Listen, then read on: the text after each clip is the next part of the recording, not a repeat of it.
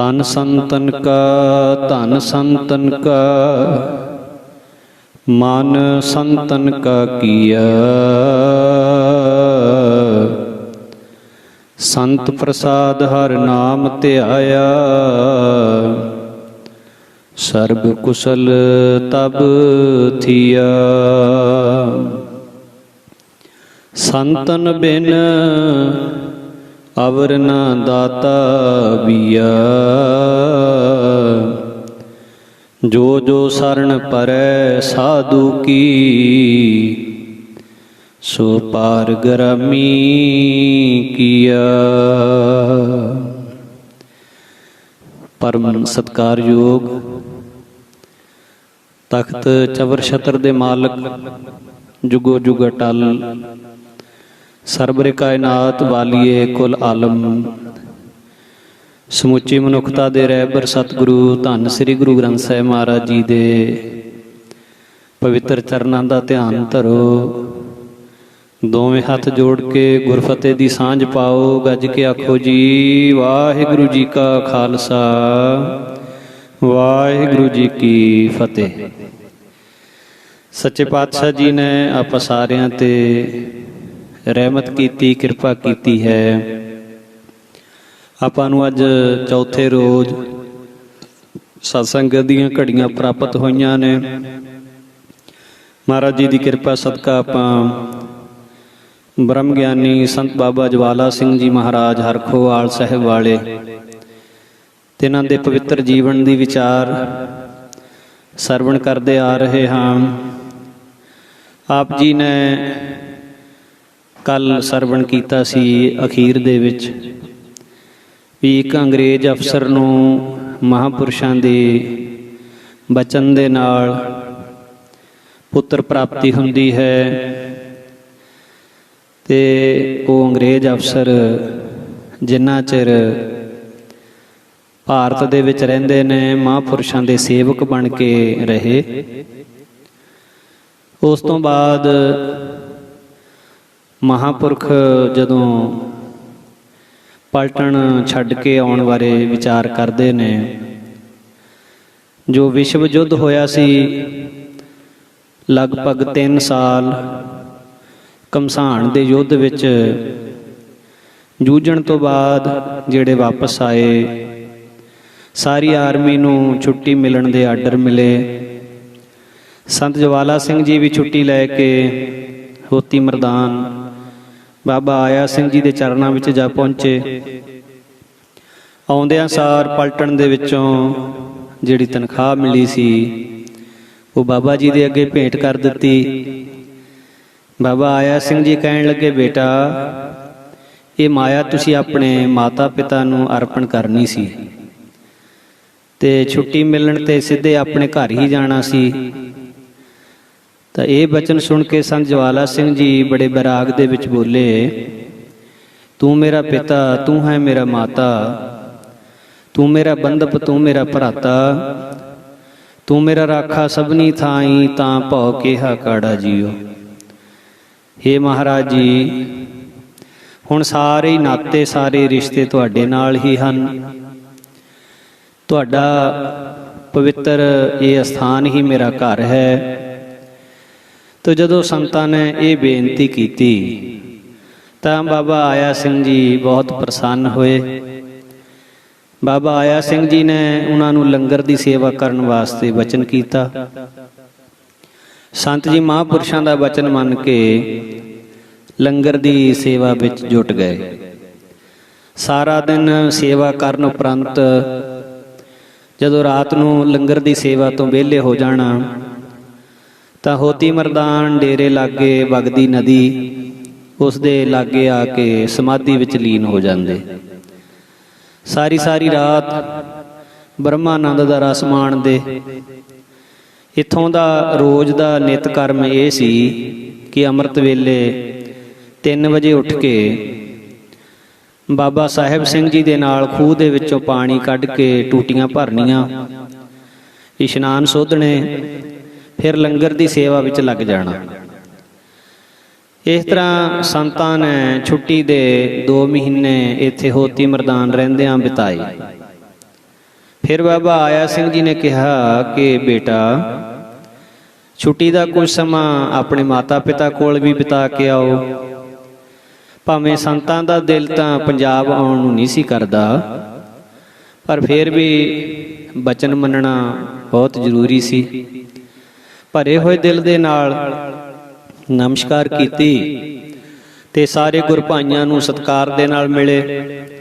ਸ੍ਰੀ ਗੁਰੂ ਗ੍ਰੰਥ ਸਾਹਿਬ ਜੀ ਦੀ ਹਜ਼ੂਰੀ ਵਿੱਚ ਮੱਥਾ ਟੇਕ ਕੇ ਹੋਤੀ ਮਰਦਾਨ ਤੋਂ ਚੱਲ ਪਏ।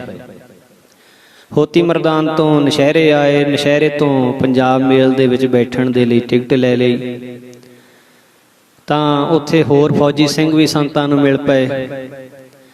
ਸੰਤ ਅਤੇ ਨਾਲ ਦੇ ਫੌਜੀ ਜਿਸ ਡੱਬੇ ਦੇ ਵਿੱਚ ਵੀ ਬੈਠਣ ਦੀ ਕੋਸ਼ਿਸ਼ ਕਰਨ ਤਾਂ ਪਠਾਨ ਡੱਬੇ ਵਿੱਚ ਦਾਖਲ ਹੀ ਨਾ ਹੋਣ ਦੇਣ। ਅਖੀਰ ਸੰਤਾਂ ਨੇ ਫੈਸਲਾ ਕੀਤਾ ਕਿ ਇਹ ਕੰਮ ਇਸ ਤਰ੍ਹਾਂ ਠੀਕ ਨਹੀਂ ਹੋਣਾ ਤੇ ਇਹਨਾਂ ਦੇ ਨਾਲ ਮੂਰਖ ਗੰਢ ਪਵੈ ਮੂੰਹ ਮਾਰ, ਇਸ ਤਰੀਕੇ ਨਾਲ ਕਰਾਰੇ ਹੱਥ ਦਿਖਾਉਣੇ ਪੈਣਗੇ। ਸੰਤਾਂ ਨੇ ਸਿੰਘਾਂ ਨੂੰ ਹੁਕਮ ਕੀਤਾ ਕਿ ਹੁਣ ਆਪਣਾ ਖਾਲਸਾਈ ਜਲਾਲ ਇੱਥੇ ਦਿਖਾਉਣਾ ਪੈਣਾ। ਸਿੰਘਾਂ ਨੇ ਜਦੋਂ ਇੱਕ ਪਠਾਨ ਨੂੰ ਧੂ ਕੇ ਡੱਬੇ ਵਿੱਚੋਂ ਬਾਹਰ ਖਿੱਚਣ ਲਈ ਕੋਸ਼ਿਸ਼ ਕੀਤੀ ਤਾਂ ਉਹਦੇ ਬਾਕੀ ਦੇ ਸਾਥੀ ਵੀ ਸਹਿਮ ਗਏ। ਇਹ ਦਸ਼ਾ ਦੇਖ ਕੇ ਪਠਾਨਾਂ ਨੇ ਡੱਬੇ ਦਾ ਦਰਵਾਜ਼ਾ ਖੋਲ੍ਹ ਦਿੱਤਾ, ਪਰ ਪਠਾਨਾਂ ਦੇ ਮਨ ਦਾ ਹੰਕਾਰ ਨਾ ਗਿਆ। ਨੇੜੇ ਬੈਠੇ ਸਿੰਘਾਂ ਨੂੰ ਦੇਖ ਕੇ ਉਹ ਜਗਤ ਜੂਠ ਭਾਵ ਕੇ ਤੰਬਾਕੂ ਪੀਣ ਲੱਗ ਪਏ। ਫਿਰ ਸਿੰਘ ਇਹ ਬਰਦਾਸ਼ਤ ਕਿਵੇਂ ਕਰ ਸਕਦੇ ਸੀ? ਸਿੰਘਾਂ ਨੇ ਕੱਢ ਕੇ ਤੰਬਾਕੂ ਨੋਸ਼ੀ ਬੰਦ ਕਰਨ ਲਈ ਕਿਹਾ, ਪਰ ਪਠਾਨ ਆਪਣੇ ਨਸ਼ੇ ਦੇ ਲੋਰ ਵਿੱਚ ਸੀਗੇ ਤੇ ਉਹ ਸਿੰਘਾਂ ਦੇ ਉੱਤੇ ਹਾਸ ਰਸ ਦੇ ਵਿਅੰਗ ਕੱਸਣ ਲੱਗ ਪਏ। ਉਸ ਸਮੇਂ ਸੰਤਾਂ ਕੋਲ ਸ਼ਸਤਰ ਸੀ ਸਫਾ ਜੰਗ। ਉਹ ਪਠਾਨਾਂ ਦੇ ਵਿੱਚ ਜਾ ਕੇ ਖੜੇ ਹੋ ਗਏ। ਸੰਤਾਂ ਦਾ ਚਿਹਰਾ ਦੇਖ ਕੇ ਦੋ ਬਜ਼ੁਰਗ ਪਠਾਨ ਬਾਕੀ ਪਠਾਨਾਂ ਨੂੰ ਕਹਿਣ ਲੱਗੇ, ਇਹ ਸਿੰਘ ਹਨ, ਤੁਸੀਂ ਇਹਨਾਂ ਨਾਲ ਜੂਝ ਨਹੀਂ ਸਕਦੇ। ਇਹ ਹਰੀ ਸਿੰਘ ਨਲੂਏ ਦੇ ਵਾਰਸ ਹਨ। ਹਰੀ ਸਿੰਘ ਨਲੂਏ ਨੂੰ ਸਾਡੇ ਵੱਡੇ ਵਡੇਰੇ ਨਹੀਂ ਸੀ ਜਿੱਤ ਸਕੇ ਤੇ ਅਸੀਂ ਇਹਨਾਂ ਸਿੰਘਾਂ ਨੂੰ ਜਿੱਤ ਨਹੀਂ ਸਕਦੇ। ਉਹ ਬਜ਼ੁਰਗ ਪਠਾਨਾਂ ਦੀ ਗੱਲ ਸੁਣ ਕੇ ਬਾਕੀ ਦੇ ਪਠਾਨ ਠਠੰਬਰ ਗਏ ਤੇ ਮਹਾਂਪੁਰਖ ਸੰਤਾਂ ਨੇ ਫਿਰ ਪਠਾਨਾਂ ਨੂੰ ਉਪਦੇਸ਼ ਦਿੱਤਾ ਵੀ ਗੱਡੀ ਦੇ ਵਿੱਚ ਤੁਹਾਨੂੰ ਤੰਬਾਕੂ ਨੋਸ਼ੀ ਨਹੀਂ ਕਰਨੀ ਚਾਹੀਦੀ। ਫਿਰ ਉਹਨਾਂ ਦੇ ਧਰਮ ਦੇ ਅਨੁਸਾਰ ਉਪਦੇਸ਼ ਦਿੱਤਾ ਵੀ ਤੁਹਾਡੇ ਨਬੀ ਪਾਕ ਤੰਬਾਕੂ ਨਹੀਂ ਸੀ ਵਰਤਦੇ। ਕੁਰਾਨ ਸ਼ਰੀਫ ਦੇ ਵਿੱਚ ਅਜਿਹਾ ਕੁਝ ਨਹੀਂ ਲਿਖਿਆ ਵੀ ਤੰਬਾਕੂ ਪੀਣਾ ਚਾਹੀਦਾ। ਤੁਸੀਂ ਆਪਣੇ ਧਰਮ ਔਰ ਆਪਣੀ ਸ਼ਰ੍ਹਾ ਦੇ ਅਨੁਸਾਰ ਇਹ ਸਾਰਾ ਕੁਝ ਗਲਤ ਕਰ ਰਹੇ ਹੋ। ਮਹਾਂਪੁਰਖਾਂ ਦੇ ਬਚਨਾਂ ਦਾ ਐਸਾ ਪ੍ਰਭਾਵ ਪਿਆ ਕਿ ਪਠਾਨ ਕੰਨਾਂ ਨੂੰ ਹੱਥ ਲਾ ਕੇ ਤੌਬਾ ਤੌਬਾ ਕਰਨ ਲੱਗੇ। ਸੰਤ ਕਹਿੰਦੇ, ਐ ਪਠਾਣੋ, ਤੁਹਾਡੇ ਨਬੀ ਪਾਕ ਮੁਹੰਮਦ ਸਾਹਿਬ ਨਸ਼ੀਲੀ ਵਸਤੂ ਨਹੀਂ ਸੀ ਵਰਤਿਆ ਕਰਦੇ ਤੇ ਅੱਜ ਵੀ ਮਸੀਤ ਦੇ ਵਿੱਚ ਕੋਈ ਨਸ਼ਾ ਲੈ ਕੇ ਨਹੀਂ ਜਾਇਆ ਜਾ ਸਕਦਾ। ਤਾਂ ਫਿਰ ਇਹ ਜਿਹੜੀ ਦੇਹੀ ਰੂਪੀ ਮਸੀਤ ਹੈ, ਇਸ ਦੇ ਵਿੱਚ ਤੁਸੀਂ ਨਸ਼ਾ ਕਿਉਂ ਲੈ ਕੇ ਜਾਂਦੇ ਹੋ? ਬਾਹਰ ਮਸੀਤਾਂ ਜਿਹੜੀਆਂ ਬਣਾਈਆਂ ਹਨ ਉਹਨਾਂ ਦੇ ਵਿੱਚ ਤੁਸੀਂ ਨਸ਼ਾ ਨਹੀਂ ਲੈ ਕੇ ਜਾ ਸਕਦੇ, ਤਾਂ ਫਿਰ ਇਹ ਸਰੀਰ ਰੂਪੀ ਮਸੀਤ ਨੂੰ ਕਿਉਂ ਖਰਾਬ ਕਰਦੇ ਹੋ? ਮਹਾਰਾਜ ਗੁਰੂ ਨਾਨਕ ਸਾਹਿਬ ਜੀਆਂ ਦਾ ਦੇਵੀ ਕਲਾਮ ਗੁਰਬਾਣੀ ਦਾ ਫਰਮਾਨ ਹੈ, ਦੇ ਮਸੀਤ ਮਨ ਮੌਲਾਣਾ ਕਲਮ ਖੁਦਾਈ ਪਾਕ ਖਰਾ। ਸੋ ਇਸ ਪਾਕ ਸਰੀਰ ਨੂੰ ਗੰਦਾ ਕਰਨਾ ਇਹ ਕਾਫਰ ਬਣਨ ਵਾਲੀ ਗੱਲ ਹੈ, ਕਿਉਂਕਿ ਇਹ ਮੁਹੰਮਦ ਦੇ ਅਸੂਲਾਂ ਦੇ ਵਿਰੁੱਧ ਹੈ। ਆਪਣੇ ਧਰਮ ਦੀ ਸਿੱਖਿਆ ਇਹ ਵਚਨ ਜਿਸ ਵੇਲੇ ਮਹਾਂਪੁਰਖਾਂ ਦੇ ਕੋਲੋਂ ਪਠਾਨਾਂ ਨੇ ਸੁਣੇ ਤਾਂ ਉਹ ਘਬਰਾ ਗਏ ਤਾਂ ਕਹਿਣ ਲੱਗੇ ਵੀ ਕੀ ਅਸੀਂ ਸਾਰੇ ਕਾਫਰ ਹਾਂ? ਸੰਤਾਂ ਨੇ ਕਿਹਾ ਕਿ ਭੈੜੇ ਕੰਮ ਤਿਆਗ ਕੇ ਤਾਂ ਤੁਸੀਂ ਮੋਮਨ ਬਣ ਸਕਦੇ ਹੋ, ਤੇ ਜੇ ਅਜਿਹੇ ਭੈੜੇ ਕੰਮ ਕਰਨੇ ਨੇ ਫਿਰ ਤੁਸੀਂ ਕਾਫਰ ਹੀ ਹੋ। ਆਪਣੇ ਨਬੀ ਦਾ ਹੁਕਮ ਨਹੀਂ ਮੰਨਦੇ, ਵਚਨ ਨਹੀਂ ਮੰਨਦੇ।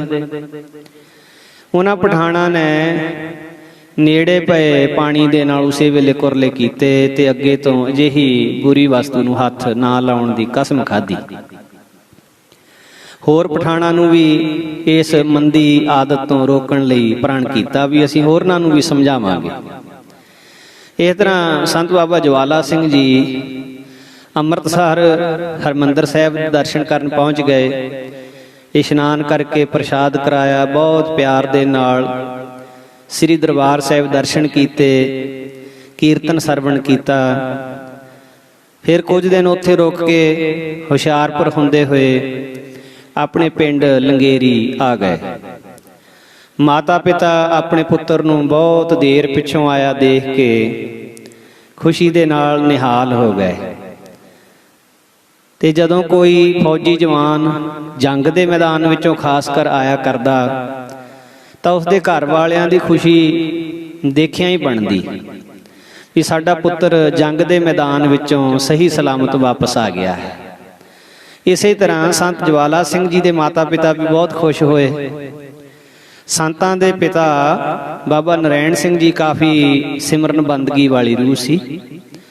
ਉਹਨਾਂ ਦਾ ਦੁਨਿਆਵੀ ਪਦਾਰਥਾਂ ਦਾ ਮੋਹ ਬਹੁਤਾ ਖਾਸ ਅਰਥ ਨਹੀਂ ਸੀ ਰੱਖਦਾ, ਪਰ ਮਾਤਾ ਜੀ ਦੇ ਦਿਲ ਵਿੱਚ ਆਇਆ ਕਿ ਪੁੱਤਰ 3 ਸਾਲਾਂ ਪਿੱਛੋਂ ਘਰ ਆਇਆ ਹੈ, ਕੋਈ ਮਾਇਆ ਲੈ ਕੇ ਆਇਆ ਹੋ। ਤਾਂ ਸੰਤਾਂ ਨੂੰ ਮਾਤਾ ਜੀ ਪੁੱਛਣ ਲੱਗੇ, ਪੁੱਤਰ ਇੰਨੇ ਚਿਰਾਂ ਬਾਅਦ ਆਇਆ ਹੈ ਤਾਂ ਕੀ ਲੈ ਕੇ ਆਇਆ ਹੈ? ਤਾਂ ਸੰਤ ਕਹਿਣ ਲੱਗੇ, ਕਹਿੰਦੇ ਮੈਨੂੰ ਸਰਕਾਰ ਨੇ ਜੋ ਤਨਖਾਹ ਦਿੱਤੀ ਸੀ ਮੈਂ ਉਹ ਸੱਚਖੰਡ ਦੇ ਵਿੱਚ ਬੀਜ ਕੇ ਆ ਗਿਆ। ਤਾਂ ਮਾਤਾ ਨੇ ਫੇਰ ਪੁੱਛਿਆ ਬਈ ਮੈਂ ਸਮਝੀ ਨਹੀਂ ਇਹ ਗੱਲ, ਵੀ ਤੂੰ ਕਿੱਥੇ ਬੀਜ ਕੇ ਆ ਗਿਆ? ਤਾਂ ਸੰਤ ਮਹਾਰਾਜ ਕਹਿਣ ਲੱਗੇ, ਕਹਿੰਦੇ ਬਾਬਾ ਆਇਆ ਸਿੰਘ ਜੀ ਮਹਾਰਾਜ ਜੀਆਂ ਦੇ ਚਰਨਾਂ ਵਿੱਚ ਉਹ ਮੈਂ ਲੰਗਰ ਵਿੱਚ ਸਾਰੀ ਮਾਇਆ ਪਾ ਕੇ ਆ ਗਿਆ। ਮਹਾਂਪੁਰਖਾਂ ਦੇ ਲੰਗਰ ਦੇ ਵਿੱਚ ਸਾਰੀ ਮਾਇਆ ਮੈਂ ਸੇਵਾ ਕਰ ਦਿੱਤੀ, ਹੋਤੀ ਮਰਦਾਨ। ਤਾਂ ਫਿਰ ਮਾਤਾ ਜੀ ਨੂੰ ਇਸ ਗੱਲ ਦੀ ਸਮਝ ਆਈ ਵੀ ਜੋ ਇਹਨਾਂ ਦੇ ਜਨਮ ਤੋਂ ਪਹਿਲਾਂ ਬਾਬਾ ਕਾਨਦਾਸ ਜੀ ਨੇ ਬਚਨ ਕੀਤਾ ਸੀ ਬਈ ਪੁੱਤਰ ਤੁਹਾਡੇ 3 ਹੋਣਗੇ ਪਰ ਇੱਕ ਸਾਡਾ ਹੋਵੇਗਾ, ਤੇ ਉਹਦੇ ਕੋਲੋਂ ਤੁਸੀਂ ਦੁਨਿਆਵੀ ਮਾਇਆ ਦੀ ਜਾਂ ਦੁਨਿਆਵੀ ਸੁੱਖਾਂ ਦੀ ਆਸ ਨਹੀਂ ਰੱਖਣੀ। ਤੋ ਇਸ ਕਰਕੇ ਹੁਣ ਉਹ ਬਚਨ ਸੱਤ ਹੋ ਰਿਹਾ ਹੈ। ਤੇ ਸੰਤ ਜੀ ਭਾਵੇਂ ਫੌਜ ਦੀ ਨੌਕਰੀ ਵੀ ਕਰਦੇ ਹਨ, ਪਰ ਜੋ ਤਨਖਾਹ ਮਿਲੀ ਉਸ ਨੂੰ ਲੰਗਰ ਦੇ ਵਿੱਚ ਸੇਵਾ ਕਰਕੇ ਮਹਾਂਪੁਰਖ ਆ ਗਏ। ਤਾਂ ਮਾਤਾ ਜੀ ਕਹਿਣ ਲੱਗੇ ਕਿ ਧੰਨ ਹੋ ਤੁਸੀਂ ਜਿਨ੍ਹਾਂ ਨੇ ਇਹ ਚੰਗਾ ਫੈਸਲਾ ਲਿਆ। ਤੋ ਇਸ ਤਰ੍ਹਾਂ ਨਾਲ ਸੰਤ ਕਾਫੀ ਅਰਸੇ ਪਿੱਛੋਂ ਘਰ ਪਰਤੇ ਸੀ।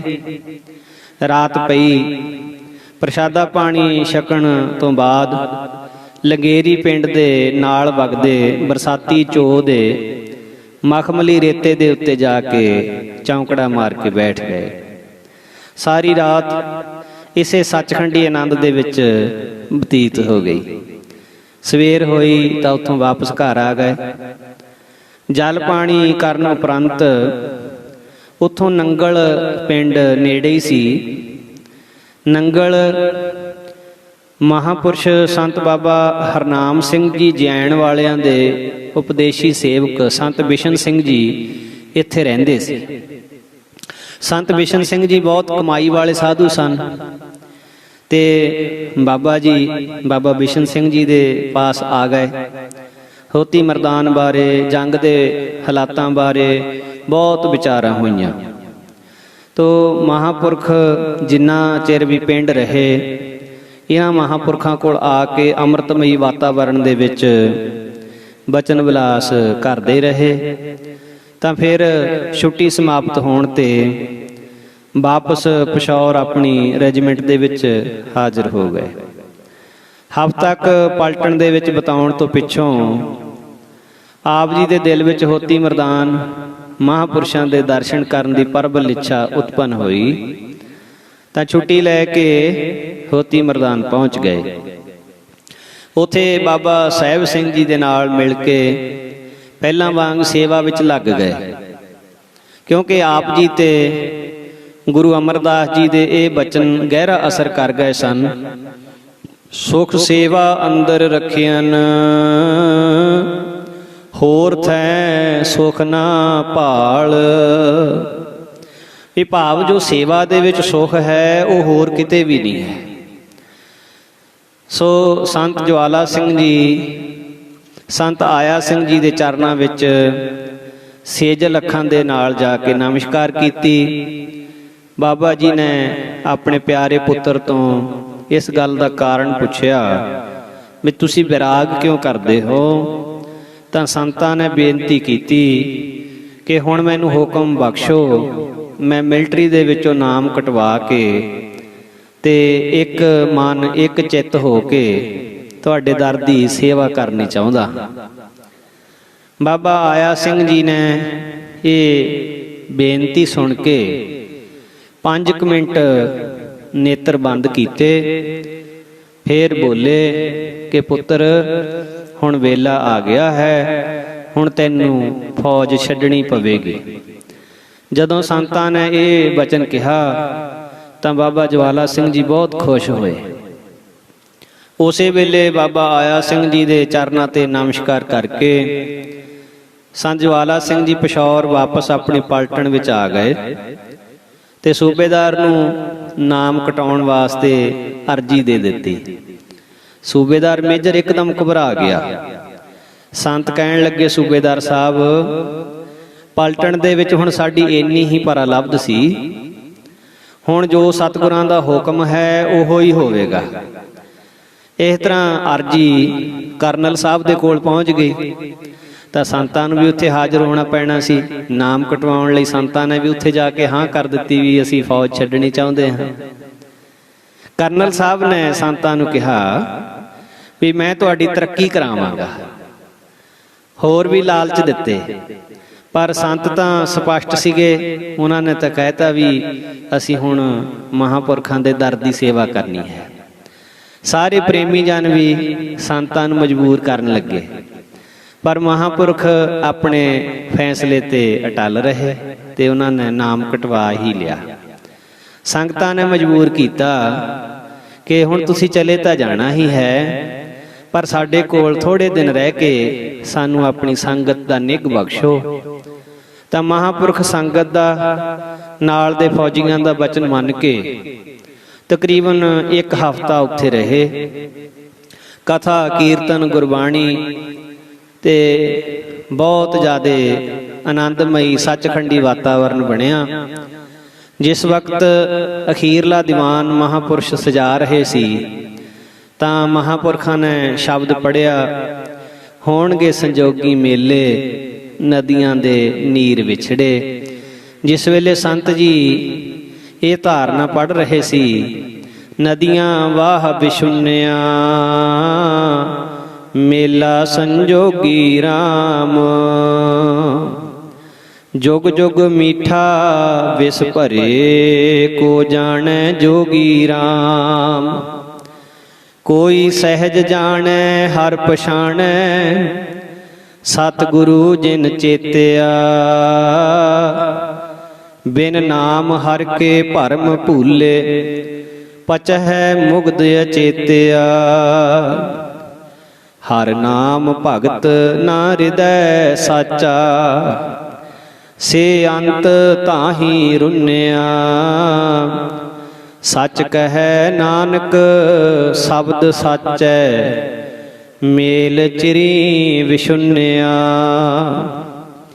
ਜਿਸ ਵੇਲੇ ਮਹਾਂਪੁਰਖ ਇਹ ਸ਼ਬਦ ਪੜ੍ਹ ਕੇ ਫੇਰ ਉਹੀ ਧਾਰਨਾ ਪੜ੍ਹਦੇ, ਹੋਣਗੇ ਸੰਜੋਗੀ ਮੇਲੇ ਨਦੀਆਂ ਦੇ ਨੀਰ ਵਿਛੜੇ, ਤਾਂ ਜਿੰਨੀ ਵੀ ਸੰਗਤ ਬੈਠੀ, ਮਹਾਂਪੁਰਖਾਂ ਦੇ ਨਾਲ ਦੇ ਫੌਜੀ ਬੈਠੇ, ਸੂਬੇਦਾਰ ਮੇਜਰ ਬੈਠੇ, ਕਰਨਲ ਸਾਹਿਬ ਬੈਠੇ, ਕੋਈ ਅੱਖ ਐਸੀ ਨਹੀਂ ਸੀ ਜਿਸ ਦੇ ਵਿੱਚੋਂ ਪਾਣੀ ਨਾ ਵਗਿਆ ਹੋਵੇ। ਬਹੁਤ ਵੈਰਾਗਮਈ ਮਾਹੌਲ ਬਣ ਗਿਆ।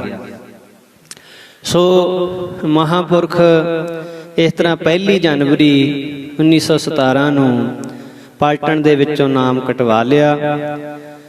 ਪਲਟਣ ਵਾਲਿਆਂ ਨੇ ਮਹਾਂਪੁਰਖਾਂ ਦਾ ਇੰਨਾ ਆਦਰ ਕੀਤਾ ਬਈ ਫੌਜੀ ਬੈਂਡ ਲੈ ਕੇ ਰੇਲ ਗੱਡੀ ਤੱਕ ਮਹਾਂਪੁਰਖਾਂ ਨੂੰ ਚੜ੍ਹਾਉਣ ਲਈ ਆਏ। ਤੋ ਬਹੁਤ ਸਤਸੰਗੀ ਮਾਹੌਲ ਬਣ ਗਿਆ ਤੇ ਮਹਾਂਪੁਰਖ ਉੱਥੋਂ ਫਿਰ ਸਿੱਧੇ ਹੋਤੀ ਮੈਦਾਨ ਆ ਗਏ। ਤਨ ਮਨ ਨਾਲ ਡੇਰੇ ਦੀ ਸੇਵਾ ਵਿੱਚ ਰੁੱਝ ਗਏ। ਦਿਨ ਰਾਤ ਸੇਵਾ ਕਰਦਿਆਂ ਨੂੰ ਸਮਾਂ 6 ਮਹੀਨੇ ਦਾ ਬੀਤ ਗਿਆ ਤਾਂ ਇੱਕ ਦਿਨ ਅਚਾਨਕ ਪੰਜਾਬ ਤੋਂ ਸੰਤ ਬਿਸ਼ਨ ਸਿੰਘ ਜੀ ਨੰਗਲ ਵਾਲੇ ਹੋਤੀ ਮੈਦਾਨ ਡੇਰੇ ਆ ਪਹੁੰਚੇ। ਸੰਤ ਜਵਾਲਾ ਸਿੰਘ ਜੀ ਤੇ ਉਹਨਾਂ ਦੀ ਜਦੋਂ ਸੇਵਾ ਸਿਮਰਨ ਦੀ ਲਗਨ ਸੰਤ ਬਿਸ਼ਨ ਸਿੰਘ ਜੀ ਨੇ ਦੇਖੀ ਤਾਂ ਸੰਤ ਬਿਸ਼ਨ ਸਿੰਘ ਜੀ ਬਹੁਤ ਖੁਸ਼ ਹੋਏ। ਉਹਨਾਂ ਦੇ ਅੰਦਰ ਇੱਕ ਫੁਰਨਾ ਪਰਬਲ ਉੱਠਿਆ। ਉਹਨਾਂ ਨੇ ਕਿਹਾ ਕਿ ਕਿਉਂ ਨਾ ਸੰਤ ਜਵਾਲਾ ਸਿੰਘ ਜੀ ਨੂੰ ਆਪਣੇ ਨਾਲ ਪੰਜਾਬ ਲੈ ਚੱਲੀਏ। ਇਹਨਾਂ ਵਰਗੇ ਸੰਤ ਤਾਂ ਪੰਜਾਬ ਵਿੱਚ ਹੋਣੇ ਚਾਹੀਦੇ ਹਨ, ਉੱਥੇ ਬਹੁਤ ਲੋੜ ਹੈ। ਤਾਂ ਸੰਤ ਬਿਸ਼ਨ ਸਿੰਘ ਜੀ ਨੇ ਬੇਨਤੀ ਕੀਤੀ ਸੰਤ ਜਵਾਲਾ ਸਿੰਘ ਜੀ ਨੂੰ। ਤਾਂ ਸੰਤ ਜਵਾਲਾ ਸਿੰਘ ਜੀ ਕਹਿਣ ਲੱਗੇ, ਅਸੀਂ ਤਾਂ ਬਾਬਾ ਆਇਆ ਸਿੰਘ ਜੀ ਦੇ ਚਰਨਾਂ ਵਿੱਚ ਆਪਣਾ ਜੀਵਨ ਬਤੀਤ ਕਰਨ ਦੀ ਸੋਚੀ ਹੈ। ਅਸੀਂ ਤਾਂ ਹੁਣ ਇੱਥੋਂ ਕਿਤੇ ਜਾਣ ਦਾ ਮਨ ਵਿੱਚ ਫੁਰਨਾ ਨਹੀਂ ਲਿਆਂਦਾ। ਪਰ ਜਦੋਂ ਸੰਤ ਬਿਸ਼ਨ ਸਿੰਘ ਜੀ ਬਹੁਤ ਮਜਬੂਰ ਕੀਤਾ ਤਾਂ ਬਾਬਾ ਜੀ ਕਹਿਣ ਲੱਗੇ, ਕਹਿੰਦੇ ਸੰਤਾਂ ਦੀ ਆਗਿਆ ਤੋਂ ਬਿਨਾ ਅਸੀਂ ਕੋਈ ਕਦਮ ਪੱਟ ਨਹੀਂ ਸਕਦੇ। ਉਹਨਾਂ ਲਈ ਇਹ ਗੱਲ ਅਸੰਭਵ ਹੈ। ਉਹਨਾਂ ਦੇ ਬਚਨਾਂ ਅਨੁਸਾਰ ਹੀ ਜੀਵਨ ਜਿਉਣਾ ਹੁਣ ਸਾਡਾ ਮੁੱਖ ਮਕਸਦ ਹੈ। ਜਦੋਂ ਸੰਤ ਬਿਸ਼ਨ ਸਿੰਘ ਜੀ ਨੇ ਦੇਖਿਆ ਕਿ ਸੰਤ ਜਵਾਲਾ ਸਿੰਘ ਜੀ ਆਪਣੀ ਸੇਵਾ ਦੀ ਲਗਨ ਵਿੱਚ ਦ੍ਰਿੜ ਹਨ ਤਾਂ ਉਹ ਵੀ ਹਰ ਵੇਲੇ ਸੰਤਾਂ ਦੇ ਨਾਲ ਸੇਵਾ ਕਰਨ ਲੱਗ ਜਾਂਦੇ। ਜੇ ਸੰਤ ਮਹਾਰਾਜ ਬਾਬਾ ਜਵਾਲਾ ਸਿੰਘ ਭਾਂਡਿਆਂ ਦੀ ਸੇਵਾ ਕਰਦੇ ਤਾਂ ਉਹ ਵੀ ਭਾਂਡਿਆਂ ਦੀ ਸੇਵਾ ਕਰਨ ਲੱਗ ਜਾਂਦੇ ਆ ਕੇ। ਜੇ ਸੰਤ ਲੰਗਰ ਵਰਤਾਉਣ ਦੀ ਸੇਵਾ ਕਰਨ ਲੱਗਦੇ ਤਾਂ ਸੰਤ ਬਿਸ਼ਨ ਸਿੰਘ ਜੀ ਉਹ ਵੀ ਨਾਲ ਲੰਗਰ ਵਰਤਾਉਣ ਲੱਗ ਪੈਂਦੇ। ਤੋ ਇਸ ਤਰ੍ਹਾਂ ਇੱਥੇ ਵਰਣਨਯੋਗ ਗੱਲ ਇਹ ਹੈ ਕਿ ਸੰਤ ਹਰਨਾਮ ਸਿੰਘ ਜੀ ਮਹਾਰਾਜ ਜੈਨ ਵਾਲੇ, ਜਿਹੜੇ ਸੰਤ ਬਿਸ਼ਨ ਸਿੰਘ ਜੀ ਦੇ ਗੁਰਦੇਵ ਸੀਗੇ, ਉਹ ਬਹੁਤ ਕੀਮਤੀ ਵਸਤਰ ਪਹਿਨਦੇ ਸੀ, ਰੇਸ਼ਮੀ ਵਸਤਰ ਪਹਿਨਦੇ ਸੀ। ਤੇ ਉਹਨਾਂ ਦੀ ਤਰ੍ਹਾਂ ਹੀ ਸੰਤ ਬਿਸ਼ਨ ਸਿੰਘ ਜੀ ਵੀ ਆਪਣੇ ਗੁਰਦੇਵ ਦੀ ਤਰ੍ਹਾਂ ਕੀਮਤੀ ਵਸਤਰ ਹੀ ਪਹਿਨਦੇ ਸੀ। ਤੋ ਹੁਣ ਜਦੋਂ ਲੰਗਰ ਦੀ ਸੇਵਾ ਕਰਦੇ, ਭਾਂਡੇ ਮਾਂਜਦਿਆਂ ਵਸਤਰ ਤਾਂ ਫਿਰ ਮੈਲੇ ਹੋਣੇ ਹੀ ਸੀ, ਪਰ ਉਹ ਆਪਣੇ ਵਸਤਰਾਂ ਦੀ ਪਰਵਾਹ ਹੀ ਨਾ ਕਰਦੇ, ਸੰਤਾਂ ਦੇ ਨਾਲ ਹੀ ਸੇਵਾ ਕਰੀ ਜਾਂਦੇ। ਤਾਂ ਇੱਕ ਦਿਨ ਉਹਨਾਂ ਨੂੰ ਭਾਂਡੇ ਮਾਂਜਦਿਆਂ ਬਾਬਾ ਆਇਆ ਸਿੰਘ ਜੀ ਨੇ ਦੇਖ ਲਿਆ। ਦੇਖਦੇ ਸਾਰ ਕਹਿਣ ਲੱਗੇ, ਕਹਿੰਦੇ ਸੰਤ ਜੀ ਤੁਸੀਂ ਇਹ ਸੇਵਾ ਨਾ ਕਰੋ, ਤੁਹਾਡੇ ਵਸਤਰ ਖਰਾਬ ਹੋ ਰਹੇ ਹਨ। ਪਰ ਸੰਤ ਬਿਸ਼ਨ ਸਿੰਘ ਜੀ ਆਪਣੀ ਧੁਨ ਵਿੱਚ ਲੱਗੇ ਰਹੇ। ਉਹਨਾਂ ਨੇ ਬਾਬਾ ਆਇਆ ਸਿੰਘ ਜੀ ਦਾ ਬਚਨ ਸੁਣਿਆ ਅਣਸੁਣਿਆ ਹੀ ਕਰ ਦਿੱਤਾ। ਬਾਬਾ ਆਇਆ ਸਿੰਘ ਜੀ ਜਾਣ ਗਏ ਵੀ ਇਹਨਾਂ ਦੇ ਅੰਦਰ ਕੋਈ ਪਰਬਲ ਫੁਰਨਾ ਚੱਲ ਰਿਹਾ, ਜਿਸ ਕਰਕੇ ਇਹ ਸੇਵਾ ਦੇ ਵਿੱਚ ਲੱਗੇ ਹੋਏ ਹਨ। ਫਿਰ ਸੰਤ ਜੀ ਸੰਤ ਬਿਸ਼ਨ ਸਿੰਘ ਜੀ ਨੂੰ ਆ ਕੇ ਕਹਿਣ ਲੱਗੇ ਵੀ ਤੁਸੀਂ ਚਾਹੁੰਦੇ ਕੀ ਹੋ? ਤਾਂ ਬਾਬਾ ਬਿਸ਼ਨ ਸਿੰਘ ਜੀ ਬਹੁਤ ਆਦਬ ਨਾਲ ਹੱਥ ਜੋੜ ਕੇ ਕਹਿੰਦੇ, ਮੈਨੂੰ ਆਸ ਹੈ ਕਿ ਤੁਸੀਂ ਮੇਰੀ ਬੇਨਤੀ ਨੂੰ ਜ਼ਰੂਰ ਪ੍ਰਵਾਨ ਕਰੋਗੇ, ਮੰਨੋਗੇ। ਮਹਾਂਪੁਰਸ਼ ਕਹਿਣ ਲੱਗੇ, ਦੱਸੋ ਸਹੀ ਤੁਸੀਂ ਕੀ ਚਾਹੁੰਦੇ ਹੋ? ਤਾਂ ਕਹਿਣ ਲੱਗੇ, ਮੈਨੂੰ ਸੰਤ ਜਵਾਲਾ ਸਿੰਘ ਜੀ ਚਾਹੀਦੇ ਹਨ, ਮੈਂ ਇਹਨਾਂ ਨੂੰ ਪੰਜਾਬ ਲੈ ਕੇ ਜਾਣਾ ਚਾਹੁੰਦਾ ਹਾਂ। ਤਾਂ ਸੰਤ ਬਾਬਾ ਆਇਆ ਸਿੰਘ ਜੀ ਸੁਣ ਕੇ ਚੁੱਪ ਕਰ ਗਏ। ਸ਼ਾਇਦ ਉਹ ਵੀ ਸੰਤ ਜਵਾਲਾ ਸਿੰਘ ਜੀ ਨੂੰ ਦੂਰ ਨਹੀਂ ਸੀ ਭੇਜਣਾ ਚਾਹੁੰਦੇ। ਸੰਤ ਬਿਸ਼ਨ ਸਿੰਘ ਜੀ ਨੇ ਫਿਰ ਉਹੀ ਬੇਨਤੀ ਕੀਤੀ। ਕੁਛ ਦੇਰ ਸੰਤਾਂ ਨੇ ਫਿਰ ਚੁੱਪ ਧਾਰ ਲਈ। ਫਿਰ ਇਸ ਤਰ੍ਹਾਂ ਬਚਨ ਕੀਤਾ ਜਿਵੇਂ ਸਮਾਧੀ ਵਿੱਚੋਂ ਉੱਠੇ ਹੋਣ, ਤੇ ਕਿਹਾ ਸੰਤ ਜਵਾਲਾ ਸਿੰਘ ਜੀ ਨੂੰ ਕਿ ਬਾਬਾ ਕਰਮ ਸਿੰਘ ਜੀ ਦੀ ਆਗਿਆ ਹੈ ਕਿ ਤੁਸੀਂ ਹੁਣ ਪੰਜਾਬ ਚਲੇ ਜਾਓ। ਤੇ ਪੰਜਾਬ ਜਾ ਕੇ ਰਹਿਣਾ ਕਿੱਥੇ ਹੈ?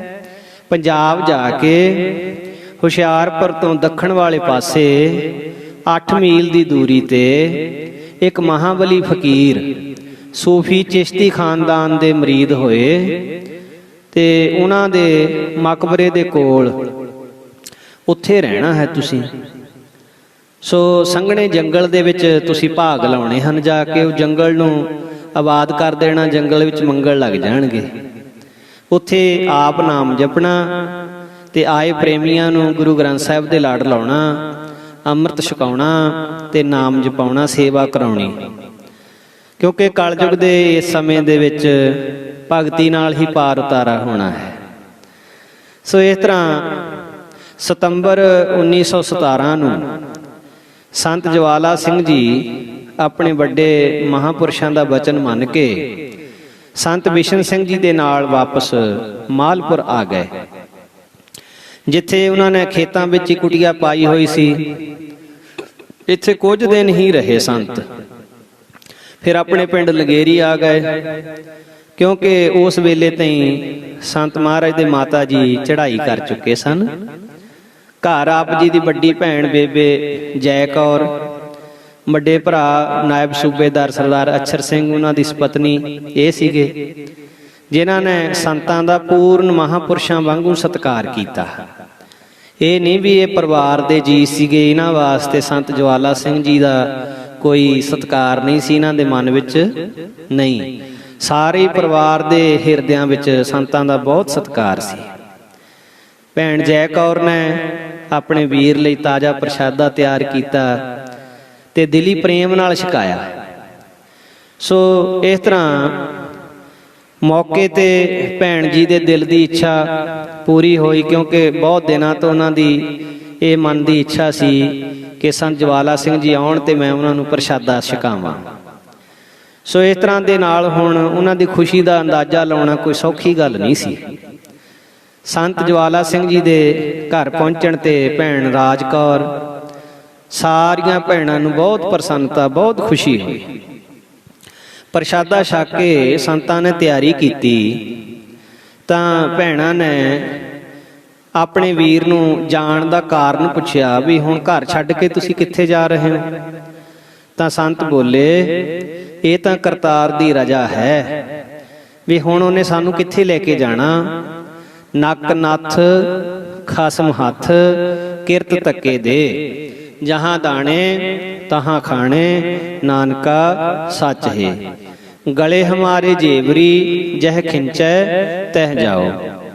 ਸੋ ਸਾਰਾ ਪਰਿਵਾਰ ਮਹਾਂਪੁਰਸ਼ਾਂ ਦੀਆਂ ਇਹ ਰਾਮਜਾਂ ਸੁਣ ਕੇ ਚੁੱਪ ਕਰ ਗਏ। ਸੰਤ ਮਹਾਰਾਜ ਜਦੋਂ ਪਿੰਡ ਲੰਗੇਰੀ ਤੋਂ ਤੁਰ ਪਏ ਤਾਂ ਉਹਨਾਂ ਦਾ ਬਰਕਤੀ ਜਿਹੜਾ ਠਾਠ ਸੀ ਉਹ ਵੀ ਗਜਬ ਦਾ ਸੀ। ਚਿਹਰੇ ਤੇ ਅਗੰਮੀ ਜਲਾਲ ਸੀ, ਹੱਥ ਵਿੱਚ ਗੜਵਾ ਰੱਖਦੇ, ਸੀਸ ਉੱਤੇ ਛੋਟੀ ਜੀ ਦਸਤਾਰ ਬੰਨੀ ਹੁੰਦੀ, ਗਲ ਦੇ ਵਿੱਚ ਇੱਕ ਸਧਾਰਨ ਜਿਹਾ ਕੁੜਤਾ, ਤੇੜ ਕਸ਼ਹਿਰਾ, ਉੱਪਰ ਇੱਕ ਖਾਕੀ ਰੰਗ ਦੀ ਚਾਦਰ ਤੇ ਚਰਨਾਂ ਦੇ ਵਿੱਚ ਜੋੜਾ ਵੀ ਨਹੀਂ ਸੀ ਹੁੰਦਾ। ਬਹੁਤ ਤਿਆਗ, ਬਹੁਤ ਵਿਰਕਤੀ ਜੀਵਨ ਉਹਨਾਂ ਦਾ ਸੀ। ਆਪ ਜੀ ਸਿੱਧੇ ਹੀ ਬਾਬਾ ਹਰਨਾਮ ਸਿੰਘ ਜੀ ਦੇ ਡੇਰੇ ਜੈਨ ਆ ਗਏ। ਇੱਥੇ 2 ਦਿਨ ਠਹਿਰੇ, ਕਿਉਂਕਿ ਹੁਣ ਆਪ ਜੀ ਦੀ ਅਵਸਥਾ ਸੀ ਜਿਹੜੀ ਹਰ ਨਾਮਾ ਹਰ ਰੰਗ ਹੈ, ਹਰ ਰੰਗ ਮਜੀਠੈ ਰੰਗ, ਗੁਰ ਤੁਠੈ ਹਰ ਰੰਗ ਚਾੜਿਆ, ਫਿਰ ਬਹੁੜ ਨ ਹੋਵੀ ਭੰਗ। ਇਸ ਲਈ ਆਪ ਉੱਥੇ ਵੀ ਨਾ ਟਿਕੇ, 2 ਦਿਨ ਰਹਿ ਕੇ ਉੱਥੋਂ ਰਟਨ ਕਰਦੇ ਚੱਲ ਪਏ।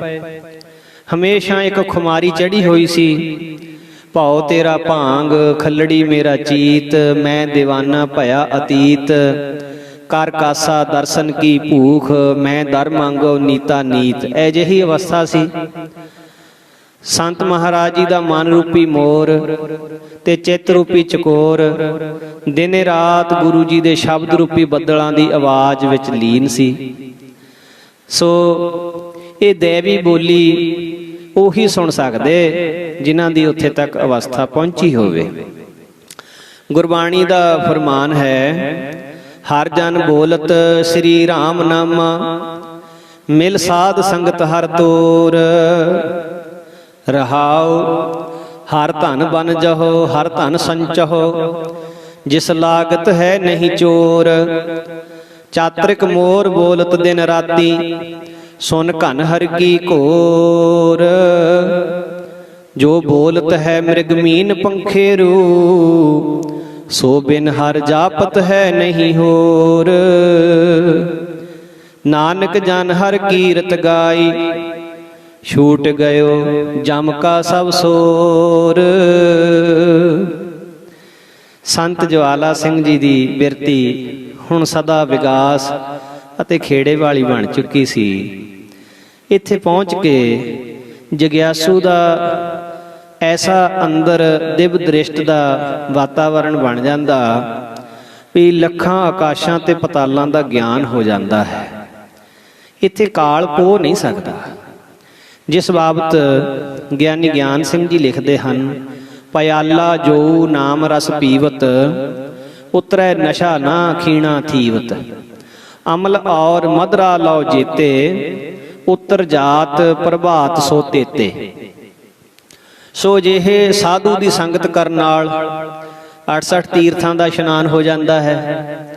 ਗੰਗਾ ਜਮਨਾ ਗੋਦਾਵਰੀ ਸਰਸਤੀ, ਤੇ ਕਰਹਿ ਉਦਮ ਧੂਰ ਸਾਧੂ ਕੀ ਤਾਈ। ਕਿਲ ਵਿਖ ਮੈਲ ਭਰੇ ਭਰੇ ਹਮਰੇ ਵਿੱਚ, ਹਮਰੀ ਮੈਲ ਸਾਧੂ ਕੀ ਧੂਰ ਗਵਾਈ। ਇਸ ਲਈ ਸਾਧੂ ਪੁਰਸ਼ਾਂ ਦੀ ਧੂੜੀ ਜਿਹੜੀ ਹੈ ਤੀਰਥਾਂ ਦੇ ਸਮਾਨ, ਸੋ ਪਾਪਾਂ ਦਾ ਨਿਸਤਾਰਾ ਕਰਨ ਵਾਲੀ ਹੈ। ਇਸ ਅਵਸਥਾ ਵਿੱਚ ਪਹੁੰਚੇ ਹੋਏ ਸੰਤ ਜਵਾਲਾ ਸਿੰਘ ਜੀ ਜੈਣ ਤੋਂ ਚੱਲ ਪਏ ਤੇ ਇੱਕ ਅਲਮਸਤ ਫਕੀਰ ਲੁਧਿਆਣੇ, ਜਿਹਨੂੰ ਬਾਣਵੱਟਾ ਫਕੀਰ ਕਰਕੇ ਸੱਦਦੇ ਸੀ, ਉਸ ਫਕੀਰ ਦੇ ਕੋਲ ਪਹੁੰਚ ਗਏ। ਬੜਾ ਪਹੁੰਚਿਆ ਹੋਇਆ ਫਕੀਰ ਸੀ ਇਹ, ਤੇ ਇਹਦਾ ਜਿਹੜਾ ਰੋਜ਼ ਦਾ ਕਰਮ ਸੀ, ਇਹਨੂੰ ਬਾਣਵੱਟਾ ਸੰਤ ਕਿਉਂ ਕਹਿੰਦੇ ਸੀ ਵੀ ਇਹਨੇ ਸਾਰਾ ਦਿਨ ਬਾਣ ਵੱਟੀ ਜਾਣਾ ਤੇ ਅਧੇੜੀ ਜਾਣਾ।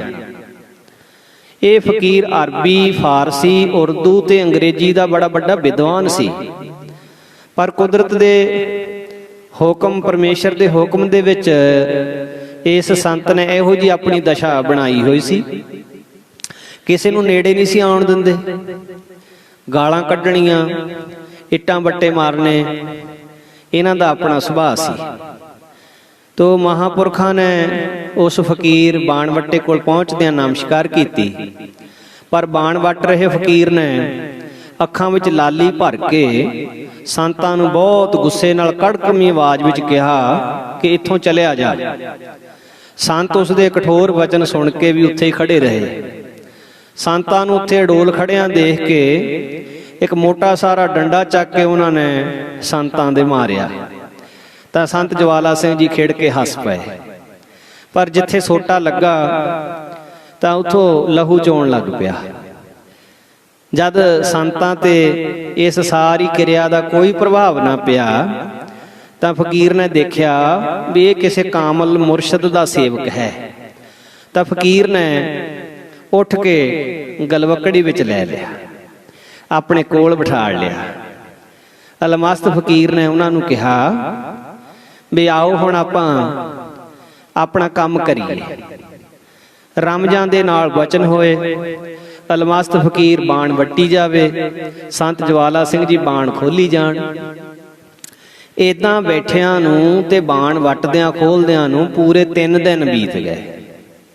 ਸੋ ਮਹਾਂਪੁਰਖਾਂ ਦੀਆਂ ਰਮਜਾਂ, ਮਹਾਂਪੁਰਖਾਂ ਦੀ ਕਿਰਿਆ, ਉਹ ਕੀ ਕਰ ਰਹੇ ਨੇ, ਕੀ ਬੋਲ ਰਹੇ ਨੇ, ਤੇ ਇਹ ਸਮਝਣਾ, ਜਿਵੇਂ ਮਹਾਰਾਜ ਬਾਣੀ 'ਚ ਕਹਿੰਦੇ ਨਾ ਜੀ, ਬ੍ਰਹਮ ਗਿਆਨੀ ਕੀ ਗਤ ਬ੍ਰਹਮ ਗਿਆਨੀ ਜਾਣੈ। ਉੱਥੇ ਤੱਕ ਦੀ ਕਿਸੇ ਦੀ ਅਵਸਥਾ ਹੋਵੇ ਤਾਂ ਕੋਈ ਸਮਝੇ ਵੀ ਉਹ ਕੀ ਖੇਲ ਹੈ। ਸੋ 3 ਦਿਨ ਤੱਕ ਇਹ ਖੇਡ ਚੱਲਦੀ ਰਹੀ। ਫਿਰ ਅਲਮਸਤ ਫਕੀਰ ਨੇ ਸੰਤਾਂ ਨੂੰ ਕਿਹਾ ਵੀ ਹੁਣ ਤੁਸੀਂ ਜਾ ਸਕਦੇ ਆ। ਫਿਰ ਸੰਤ ਜਵਾਲਾ ਸਿੰਘ ਜੀ 10ਵੇਂ ਪਾਤਸ਼ਾਹ ਜੀ ਦੀ ਚਰਨ ਛੋਹ ਦੇ ਨਾਲ ਪਵਿੱਤਰ ਹੋਈ ਲੁਧਿਆਣੇ ਜ਼ਿਲ੍ਹੇ ਵਿੱਚ ਦਰਾਹਾ ਮੰਡੀ ਸਟੇਸ਼ਨ ਦੇ ਨੇੜੇ ਰੇਰੂ ਸਾਹਿਬ, ਰਾਮਪੁਰ ਪਿੰਡ, ਉਸ ਸਥਾਨ ਤੇ ਪਹੁੰਚੇ। ਇੱਥੇ ਸੰਤ ਬਾਬਾ ਅਤਰ ਸਿੰਘ ਜੀ ਨਿਰਮਾਣ ਸੇਵਾ ਕਰਕੇ ਜਗਤ ਦੇ ਜੀਵਾਂ ਨੂੰ ਪਰਮਾਰਥ ਦੀ ਸਿੱਖਿਆ ਦਿੰਦੇ ਸੀ। ਸੰਤ ਅਤਰ ਸਿੰਘ ਜੀ ਰੇਰੂ ਸਾਹਿਬ ਵਾਲੇ, ਇਹ ਵੀ ਬਾਬਾ ਕਰਮ ਸਿੰਘ ਜੀ ਦੇ ਪਾਸੋਂ ਬਖਸ਼ਿਸ਼ਾਂ ਲੈ ਕੇ ਤੇ ਪਲਟਣ ਦੇ ਵਿੱਚੋਂ ਹੌਲਦਾਰੀ ਪੈਨਸ਼ਨ ਲੈ ਕੇ ਇੱਥੇ ਗੁਰਦੁਆਰੇ ਨਿਸ਼ਕਾਮ ਸੇਵਾ ਕਰ ਰਹੇ ਸੀ। ਸੰਤ ਰੇਰੂ ਸਾਹਿਬ ਜਿਸ ਵੇਲੇ ਪਹੁੰਚੇ ਤਾਂ ਸੰਤ ਬਾਬਾ ਅਤਰ ਸਿੰਘ ਜੀ ਦੇ ਨਾਲ ਕੋਈ ਹਫ਼ਤਾ ਕੁ ਰਹੇ।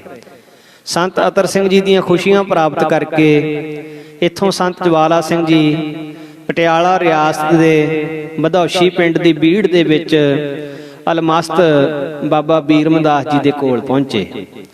ਬਾਬਾ ਬੀਰਮਦਾਸ ਜਿਨ੍ਹਾਂ ਦੀ ਬਾਬਤ ਲਿਖਣ ਸੁਣਨ ਪੜ੍ਹਨ ਦੇ ਵਿੱਚ ਮਹਾਂਪੁਰਖਾਂ ਦੇ ਪਾਸੋਂ ਵੀ ਇਹ ਬਚਨ ਸੁਣੇ ਵੀ ਇਹਨਾਂ ਦੀ ਉਮਰ ਬਹੁਤ ਲੰਮੀ ਸੀ। ਮਾਤਾ ਗੁਜਰੀ ਜੀ ਦੇ ਚਾਚੇ ਦੇ ਪੁੱਤਰ ਸਨ। ਸੰਤ ਬਾਬਾ ਬੀਰਮਦਾਸ ਜੀ ਗੁਰੂ ਗੋਬਿੰਦ ਸਿੰਘ ਮਹਾਰਾਜ ਜੀਆਂ ਦੇ ਮਾਮਾ ਜੀ ਲੱਗਦੇ ਸੀ। ਬੜੀ ਲੰਮੀ ਉਮਰ ਹੋਈ ਹੈ ਇਹਨਾਂ ਦੀ, ਬਾਬਾ ਬੀਰਮਦਾਸ ਜੀ ਦੀ, ਤੇ ਬੜੀ ਲੰਮੀ ਉਮਰ ਭੋਗਦਿਆਂ ਬਹੁਤ ਜ਼ਿਆਦਾ ਭਗਤੀ ਸਿਮਰਨ ਔਰ ਅਲਮਸਤ ਅਵਸਥਾ ਦੇ ਵਿੱਚ ਇਹਨਾਂ ਨੇ ਬਹੁਤਾ ਸਮਾਂ ਬਤੀਤ ਕਰਿਆ। ਵਧੌਸ਼ੀ ਸੰਤ ਮਹਾਰਾਜ ਬਾਬਾ ਜਵਾਲਾ ਸਿੰਘ ਜੀ ਜਿਸ ਵੇਲੇ ਪਹੁੰਚਦੇ ਹਨ ਤੇ ਬਾਬਾ ਬੀਰਮਦਾਸ ਜੀ ਦਾ ਵੀ ਸੁਭਾਅ ਸੀ ਵੀ ਨੇੜੇ ਕਿਸੇ ਨੂੰ ਆਉਣ ਨਹੀਂ ਸੀ ਦਿੰਦੇ, ਗਾਲਾਂ ਕੱਢਦੇ ਸੀ, ਇੱਟਾਂ ਵੱਟੇ ਮਾਰਦੇ ਸੀ। ਸੋ ਮਹਾਂਪੁਰਖ ਜਦ ਪਹੁੰਚੇ ਤਾਂ ਸੰਤ ਬਾਬਾ ਬੀਰਮਦਾਸ ਜੀ ਵੀ ਉਹਨਾਂ ਨੂੰ ਗਾਲਾਂ ਕੱਢਣ ਲੱਗ ਪਏ। ਤੋ ਫਕੀਰ ਦੀਆਂ ਗਾਲਾਂ ਸੁਣ ਕੇ ਵੀ ਹੱਥ ਜੋੜ ਕੇ ਸੰਤ ਖੜੇ ਰਹੇ, ਕਿਉਂਕਿ ਇਹੋ ਜਿਹੀਆਂ ਘਟਨਾਵਾਂ ਸੰਤ ਬਾਬਾ ਜਵਾਲਾ ਸਿੰਘ ਜੀ ਦੇ ਨਾਲ ਪਹਿਲਾਂ ਵੀ ਕਈ ਹੋ ਚੁੱਕੀਆਂ ਸਨ। ਅਡੋਲ ਹੱਥ ਜੋੜ ਕੇ ਖੜਿਆਂ ਨੂੰ ਦੇਖ ਕੇ ਫਕੀਰ ਬਾਬਾ ਬੀਰਮਦਾਸ ਜੀ ਨੇ ਕੋਲ ਪਿਆ ਬਾਂਸ ਦਾ ਡੰਡਾ ਚੱਕ ਕੇ ਸੰਤਾਂ ਦੇ ਮੱਥੇ 'ਚ ਮਾਰਿਆ। ਸੰਤਾਂ ਦੇ ਬੜੀ ਸੱਟ ਲੱਗੀ, ਖੂਨ ਵਗਿਆ, ਪਰ ਸੰਤਾਂ ਨੇ ਸੀ ਤੱਕ ਨਾ ਕੀਤੀ। ਜਦੋਂ ਸੰਤ ਉਹਨਾਂ ਵੱਲੋਂ ਕੀਤੇ ਸਾਰੇ ਵਾਰ ਝੱਲ ਗਏ ਤਾਂ ਫਿਰ ਫਕੀਰ ਨੇ ਬਾਹੋਂ ਫੜ ਕੇ ਆਪਣੇ ਆਸਣ ਤੇ ਨਾਲ ਬਿਠਾ ਲਿਆ, ਹਫ਼ਤਾ ਭਰ ਆਪਣੇ ਕੋਲ ਰੱਖਿਆ। ਇਸ ਤਰ੍ਹਾਂ ਸੰਤ ਬਾਬਾ ਜਵਾਲਾ ਸਿੰਘ ਸਾਧੂ ਪੁਰਸ਼ਾਂ ਦੀ ਸੰਗਤ ਦੇ ਵਿੱਚ ਲਗਭਗ 1 ਸਾਲ ਦਾ ਸਮਾਂ ਆਪਣਾ ਬਤੀਤ ਕਰਦੇ ਰਹੇ। ਇਸ ਉਪਰਾਂਤ ਦੇ ਸਮੇਂ ਦੇ ਵਿੱਚ ਸੰਤਾਂ ਨੇ ਕਦੇ ਵੀ ਸੰਸਾਰਕ ਸੁੱਖਾਂ ਦੀ ਪਰਵਾਹ ਨਾ ਕੀਤੀ, ਸਦਾ ਨਾਮ ਬਾਣੀ ਦੀ ਓਟ ਵਿੱਚ ਰਹੇ। ਜੇ ਆਪ ਜੀ ਨੂੰ ਫੁਰਨਾ ਫੁਰਦਾ ਤਾਂ ਕਈ ਦਿਨ ਬਿਨਾਂ ਭੋਜਨ ਖਾਧਿਆਂ ਪੀਤਿਆਂ ਵੀ ਬਤੀਤ ਕਰ ਲੈਂਦੇ। ਉਹਨਾਂ ਕੋਲ ਸਿਰਫ ਪਾਣੀ ਦਾ ਗੜਵਾ, ਛੋਟੀ ਜਿਹੀ ਕੁੜਤੀ, ਕਸ਼ਹਿਰਾ, ਕੇਸ ਢੱਕਣ ਲਈ ਛੋਟੀ ਜਿਹੀ ਦਸਤਾਰ, ਬਸ ਇੰਨੇ ਹੀ ਕੱਪੜੇ ਹੁੰਦੇ ਸੀ। ਅਜਿਹੇ ਬਰਕਤ ਜੀਵਨ ਵਿੱਚ ਉਹਨਾਂ ਕਦੇ ਵੀ ਝੱਖੜ, ਝਾਂਗੀ, ਚਮਕਦੀਆਂ ਬਿਜਲੀਆਂ, ਗਰਜਦੇ ਬੱਦਲ, ਬੀਆਬਾਨ, ਜੰਗਲਾਂ ਦੇ ਡਰਾਉਣੇ ਦ੍ਰਿਸ਼ ਕਦੇ ਪਰਵਾਹ ਨਹੀਂ ਸੀ ਕੀਤੀ। ਇਸੇ ਤਰ੍ਹਾਂ ਇੱਕ ਵਾਰੀ ਨਾਮ ਦੀ ਧੁਨ ਵਿੱਚ ਸੰਤ ਮਹਾਰਾਜ ਇੱਕ ਸੁੰਨੇ ਮੱਠ ਦੇ ਵਿੱਚ ਪ੍ਰਵੇਸ਼ ਕਰ ਗਏ। ਮੌਸਮ ਬਹੁਤ ਸੁਹਾਵਣਾ ਸੀ। ਇੰਦਰ ਦੇਵਤਾ ਬੱਦਲਾਂ ਦੀਆਂ ਫੌਜਾਂ ਨਾਲ ਚੜ੍ਹਾਈ ਕਰ ਰਿਹਾ, ਮੋਹਲੇ ਧਾਰ ਮੀਂਹ ਪੈ ਰਿਹਾ। ਕਈ ਦਿਨ ਮੀਂਹ ਪਈ ਗਿਆ ਤੇ ਸੰਤ ਮੱਠ ਦੇ ਵਿੱਚ ਬੈਠੇ ਰਹੇ। ਉੱਥੇ ਇੱਕ ਬੜਾ ਪੁਰਾਣਾ ਜਿਹਾ ਕੁੱਜਾ ਪਿਆ, ਸੰਤਾਂ ਨੂੰ ਨਜ਼ਰੀ ਪਿਆ। ਜਦ ਕੁੱਜੇ ਤੋਂ ਢੱਕਣ ਚੱਕਿਆ ਤਾਂ ਉਹਦੇ ਵਿੱਚ ਪੁਰਾਣੀ ਜਿਹੀ ਖਸਖਸ ਪਈ ਸੀ, ਜਿਹਨੂੰ ਜਾਲਾ ਪਿਆ ਹੋਇਆ। ਤਾਂ ਸੰਤਾਂ ਨੇ 2 ਫੱਕੇ ਖਸਖਸ ਦੇ ਮਾਰੇ ਤੇ ਗੜਵੇ ਚੋਂ ਪਾਣੀ ਪੀ ਕੇ ਵਾਹਿਗੁਰੂ ਦਾ ਸ਼ੁਕਰਾਨਾ ਕਰਕੇ ਚੌਂਕੜਾ ਮਾਰ ਕੇ ਬੈਠ ਗਏ। 1 ਹਫ਼ਤਾ ਤਕਰੀਬਨ ਮਹਾਂਪੁਰਖਾਂ ਨੂੰ ਇਸ ਮੱਠ ਦੇ ਵਿੱਚ ਬੈਠਿਆਂ ਨੂੰ ਬਤੀਤ ਹੋ ਗਿਆ। ਜਦੋਂ ਸੰਤਾਂ ਦੀ ਬਿਰਤੀ ਬ੍ਰਹਮਾਨੰਦ ਤੋਂ ਉਥਾਨ ਹੋਈ, ਕਮਲ ਵਰਗੇ ਨੇਤਰ ਅੰਮ੍ਰਿਤ ਦ੍ਰਿਸ਼ਟੀ ਨਾਲ ਭਰੇ ਹੋਏ ਖੋਲੇ, ਬਾਹਰ ਆ ਕੇ ਆਕਾਸ਼ ਵੱਲ ਦੇਖਿਆ ਤਾਂ ਹੁਣ ਮੌਸਮ ਬਿਲਕੁਲ ਸਾਫ਼ ਹੋ ਚੁੱਕਾ ਸੀ।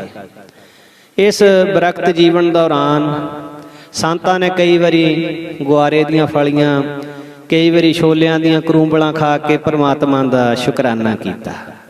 ਨਿਰੰਤਰ ਆਪਣਾ ਸ਼ਬਦ ਜਾਪ ਕਰਦੇ ਰਹੇ। ਗੁਰ ਸ਼ਬਦ ਜਾਪ ਦੇ ਵਿੱਚ ਵਿਘਨ ਨਹੀਂ ਪੈਣ ਦਿੱਤਾ। ਇਸੇ ਤਰ੍ਹਾਂ ਕਈ ਵਾਰੀ ਬੇਰੀਆਂ ਦੇ ਬੇਰ ਖਾ ਕੇ ਗੁਜ਼ਾਰਾ ਕਰਨਾ। ਪਰ ਜਦੋਂ ਪਰਮੇਸ਼ਰ ਦੇ ਸ਼ਬਦ ਦੇ ਵਿੱਚ ਸੁਰਤ ਜੁੜ ਜਾਂਦੀ ਹੈ, ਉੱਥੇ ਤਾਂ ਨਾ ਊਂਘ ਨਾ ਭੁੱਖ। ਕੁਝ ਸਮਾਂ ਇਸੇ ਤਰ੍ਹਾਂ ਬਿਤਾਉਣ ਤੋਂ ਬਾਅਦ ਸੰਤ ਜਵਾਲਾ ਸਿੰਘ ਜੀ ਸੰਤ ਬਾਬਾ ਹਰਨਾਮ ਸਿੰਘ ਜੀ ਜੈਨ ਵਾਲਿਆਂ ਕੋਲ ਵਾਪਸ ਆ ਗਏ। ਅੱਗੋਂ ਉਹ ਮਹਾਂਪੁਰਸ਼ ਵੀ ਬਰਕਤੀ ਠਾਠ ਵਿੱਚ ਰਹਿੰਦੇ। ਦੋਹਾਂ ਮਹਾਤਮਾਵਾਂ ਦਾ ਜੀਵਨ ਇੱਕਸਾਰ ਬੀਤਣ ਲੱਗਾ। ਨਾ ਕੁਛ ਖਾਂਦੇ ਨਾ ਪੀਂਦੇ ਤੇ ਨਾ ਖਾਣ ਪੀਣ ਲਈ ਕਿਸੇ ਅੱਗੇ ਮੰਗ ਕਰਦੇ। ਸੰਤੋਖੀ ਹੋ ਕੇ ਬ੍ਰਹਮ ਗਿਆਨ ਦੀ ਭਗਤੀ ਹੀ ਇਹਨਾਂ ਦਾ ਆਹਾਰ ਸੀ। ਬ੍ਰਹਮ ਗਿਆਨੀ ਕਾ ਭੋਜਨ ਗਿਆਨ। ਜਿਸ ਤਰ੍ਹਾਂ ਗੁਰਬਾਣੀ ਕਹਿੰਦੀ ਬ੍ਰਹਮ ਗਿਆਨੀ ਦਾ ਅਸਲ ਭੋਜਨ ਗਿਆਨ ਹੀ ਹੈ। ਗਿਆਨ ਵੀ ਉਹ ਜਿਹੜਾ ਭਗਤੀ ਵਿੱਚੋਂ ਪੈਦਾ ਹੋਇਆ ਹੋਵੇ।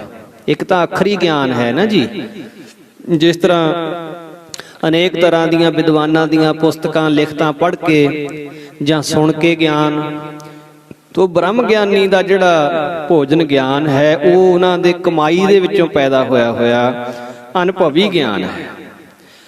ਸੋ ਇਸ ਤਰ੍ਹਾਂ ਹੋਤੀ ਮਰਦਾਨ ਸੰਪਰਦਾਇ ਦੀ ਮਰਜ਼ਾਦਾ ਸੀ ਵੀ ਕਿਸੇ ਅੱਗੇ ਹੱਥ ਨਹੀਂ ਅੱਡਣਾ, ਕਿਸੇ ਅੱਗੇ ਸਵਾਲ ਨਹੀਂ ਕਰਨਾ, ਮੰਗ ਨਹੀਂ ਰੱਖਣੀ ਕਿਸੇ ਅੱਗੇ।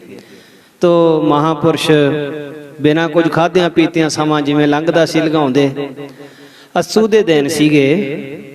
ਮਹਾਂਪੁਰਸ਼ਾਂ ਨੂੰ ਇਕੱਠਿਆਂ ਬੈਠਿਆਂ ਭਗਤੀ ਕਰਦਿਆਂ ਹਫ਼ਤਾ ਕੁਛ ਵੀ ਛਕਣ ਨੂੰ ਨਾ ਮਿਲਿਆ। ਤਾਂ ਕੋਈ ਸੇਵਾਦਾਰ ਬਾਬਾ ਹਰਨਾਮ ਸਿੰਘ ਜੀ ਦੇ ਸੇਵਕੀ ਦੇ ਵਿੱਚੋਂ ਆਇਆ ਤੇ ਉਹਨੇ ਮੱਕੀ ਦੀਆਂ ਛੱਲੀਆਂ ਮਹਾਂਪੁਰਸ਼ਾਂ ਨੂੰ ਮੱਥਾ ਟੇਕ ਗਿਆ। ਤਾਂ ਸੰਤ ਹਰਨਾਮ ਸਿੰਘ ਜੀ ਛੱਲੀਆਂ ਦੇਖ ਕੇ ਸੰਤ ਜਵਾਲਾ ਸਿੰਘ ਜੀ ਨੂੰ ਕਹਿਣ ਲੱਗੇ, ਕਹਿੰਦੇ ਲੈ ਬਈ ਮਸਤਾ, ਅੱਜ ਵਾਹਿਗੁਰੂ ਨੇ ਆਪਣੀ 7ਵੇਂ ਦਿਨ ਸਾਰ ਲਈ ਆ ਤੇ ਛੱਲੀਆਂ ਭੇਜੀਆਂ। ਬਾਬਾ ਹਰਨਾਮ ਸਿੰਘ ਜੀ ਸੰਤ ਜਵਾਲਾ ਸਿੰਘ ਜੀ ਨੂੰ ਹਮੇਸ਼ਾ ਨਾਮ ਦੀ ਮਸਤੀ ਦੇ ਵਿੱਚ ਰਹਿਣ ਕਰਕੇ ਉਹਨਾਂ ਨੂੰ ਮਸਤਾ ਕਹਿ ਕੇ ਸੱਦਦੇ ਸੀ, ਮਸਤ ਕਹਿਣਾ। ਤੇ ਉਹ ਕਹਿਣ ਲੱਗੇ, ਮਸਤਾ ਆ ਛੱਲੀਆਂ ਮਹਾਰਾਜ ਨੇ ਅੱਜ 7ਵੇਂ ਦਿਨ ਭੇਜੀਆਂ, ਆਓ ਆਪਾਂ ਹੁਣ ਦੋਵੇਂ ਭੁੰਨ ਕੇ ਛਕਦੇ ਹਾਂ। ਤਾਂ ਸੰਤ ਜਵਾਲਾ ਸਿੰਘ ਜੀ ਆਪਣੇ ਅਲਮਸਤ ਸੁਭਾਅ ਅਨੁਸਾਰ ਕਹਿਣ ਲੱਗੇ, ਕਹਿੰਦੇ 7 ਦਿਨ ਹੋ ਗਏ ਭੁੱਜਦੀਆਂ ਨੂੰ, ਅਜੇ ਵੀ ਇਹਨਾਂ ਦੇ ਭੁੰਨਣ ਦੀ ਲੋੜ ਆ। ਭਾਵ ਕਿ ਹੁਣ ਤਾਂ ਬਿਰਤੀ ਇੰਨੀ ਗਾਹਾਂ ਚਲੀ ਜਾਣੀ ਚਾਹੀਦੀ ਵੀ ਜਿੱਥੇ ਜੀਭ ਦੇ ਸਵਾਦ ਦੀ ਕੋਈ ਗੱਲ ਹੀ ਨਾ ਰਹੇ। ਬਸ ਫੇਰ ਕੀ ਸੀ, ਦੋਹਾਂ ਸਤਪੁਰਸ਼ਾਂ ਨੇ ਛੱਲੀਆਂ ਉਸੇ ਤਰ੍ਹਾਂ ਕੱਚੀਆਂ ਹੀ ਚੱਬੀਆਂ। ਦੋਹਾਂ ਮਹਾਂਪੁਰਸ਼ਾਂ ਵਿੱਚ ਕਈ ਵਾਰੀ ਬੜੀਆਂ ਰਮਜ ਭਰੀਆਂ ਵਿਚਾਰਾਂ ਹੁੰਦੀਆਂ।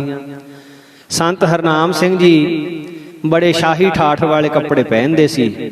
ਸੀਸ ਉੱਤੇ ਰੇਸ਼ਮ ਦੀ ਦਸਤਾਰ ਸਜਾਉਂਦੇ ਸੀ, ਸੁੱਚੇ ਸੂਫ ਦੇ ਕੱਪੜੇ, ਗਾਤੀ ਲਾਉਂਦੇ, ਕਸ਼ਹਿਰਾ ਬਹੁਤ ਸੁੰਦਰ ਜੋੜਾ ਤਿੱਲੇਦਾਰ ਕੱਢਿਆ ਹੋਇਆ ਉਹਨਾਂ ਦਾ ਹੁੰਦਾ ਸੀ।